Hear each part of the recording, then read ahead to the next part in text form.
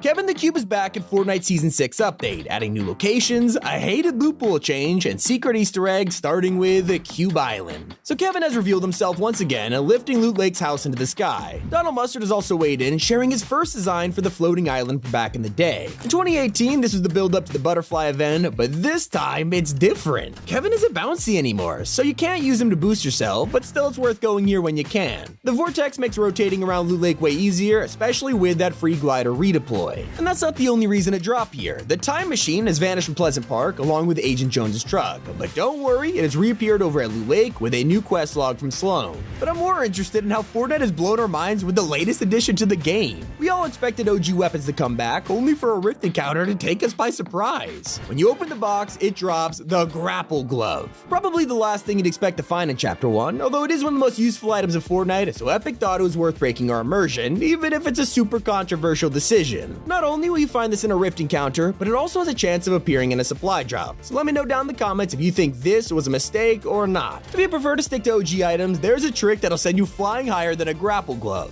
It's all thanks to the Porta Fortress, which is one of the latest additions this week. It's a massive version of the Porta Fort, but this time it has bouncers on the side, making this the only way to get them in the entire game. Now that they're available, you can place down a launch pad and combo it to achieve the super launch pad trick. It's insane! And the mobility continues with shockwave grenades. These have replaced impulses, which is an incredible change for everyone. It'll help you break through walls, or if you play zero builds, you can use it to jump off mountains or get to high ground. Hopefully these stay for the rest of the season. Now you're probably wondering, what happens at the end of Fortnite OG? Well, your answer is secretly lying at Dusty Depot. Today they updated the POI with a brand new crane, which is in the middle of constructing, you guessed it, the rocket. We're only at Season 6, and the build-up to another black hole event is already underway. I am so excited. The change you don't have to wait for is the arrival of Fortnite's next vehicle, Driftboards. They're back after 4 years and feel just as refreshing as they did in Chapter 1. They're incredible for all kinds of purposes, like trick-shotting, grappling up mountains, or my personal favorite, hoverboarding over Loot Lake with ease. Fortnite has also secretly updated Risky Reels with a strange feature. For the first time in Battle Royale history, the movie screen is now fully breakable. Whether you pickaxe it, shoot it, or drive into it, this thing completely breaks, which is kind of incredible to look at. I have never seen Risky without a screen before. And if you paid attention to the ATKs this season, you might have noticed their fuel gauge never worked. It was a pretty weird thing to add, so now that quad crashes are back, we assumed this wouldn't need fuel either. Except they totally run out of gas, so don't go overboard on the boost. Not to mention, it is just like the quad crasher from Chapter 3, which couldn't fly. Kinda sucks because we all have memories of soaring across the OG map on these things, but I guess Epic don't want us to anymore. And that's not the only item to be added in today's update. The double barrel shotgun is here, returning to its former glory. Sadly, it's replaced the heavy shotgun, but I heavily recommend pairing it with a grappler for one of the most insane combos in the OG season. And for anyone who watched the gameplay trailer, you probably noticed the smartest play I've ever seen.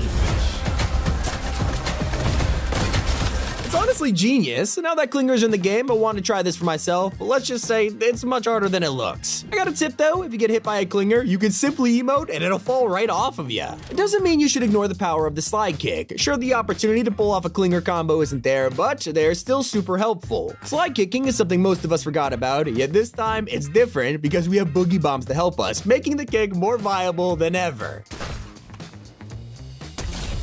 If you want to protect yourself from the strategy, I recommend picking up the bush item. It's been extremely helpful this season because of the cover it provides, not to mention saving you from a sniper bullet to the face. Except, Fortnite secretly updated bushes to block something even more annoying, the boogie bombs. No matter what you do, it's impossible to boogie someone who has a bush equipped, which makes it amazing. I'm not gonna lie, I love these secret additions to super old items, like Rex's back bling. It's one of the sought after legendary back blings. This was loved back in the day for matching Rex's head, so it looks like he has a small dinosaur clinging to the back of him. Well, this week, the item shop updated with a new set of outfits, Bright Hunter and Sora. If you own Rex's scaly back bling, it'll match perfectly with Sora, so it's basically a 2-for-1 deal. Just like this Battle Pass outfit. We're only a week into the OG season, but the pass has a maximum of 50 tiers, so tons of players are already grinding their way to the bonus styles. If you've reached level 58, you can earn Magmatic Renegade links, but that's not all you get for spending your stars on her. Once unlocked, she'll come with the OG Homecoming loading screen. They don't tell you how to get this, it's just a fun surprise. surprise. And thanks to the latest update, we also have an insane amount of new items to play around with. The heavy assault rifle has secretly joined the loot pool, giving you a new way to shoot enemies from a distance, or just pick them off while they're gliding. It's replaced the burst assault rifle, which a ton of players are super happy about. Then, because this is Season 6 after all, remote explosives have been swapped out for a new demolition item, Dynamite. If you want to continue that Wild West vibe, the 6-shooter is here to fulfill your needs, but sadly, we don't have Calamity or Deadfire to wield them. Zero build players are gonna be kinda disappointed to hear that smoke grenades are gone, and for regular BR users, you just earn an exclusive item, Chiller Traps. Enjoy these while you can, because next week is Season 7 where everyone is gonna be freezing cold.